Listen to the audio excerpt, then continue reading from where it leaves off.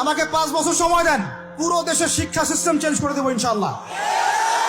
Play group থেকে play group থেকে নিয়ে মাস্টার্স পর্যন্ত এমন শিক্ষানীতি প্রণয়ন করা সম্ভব যে আমাদের বাচ্চারা একদম প্লে থেকে মাস্টার্স পর্যন্ত বাংলা, ইংরেজি, অঙ্ক এবং জেনারেল সাবজেক্টগুলোর সাথে কোরআন হাদিসের একটা অপূর্ব সমন্বয়ে পড়াশোনা করবে ইনশাআল্লাহ। একা করে দিতে পারবো ইনশাআল্লাহ তাআলা।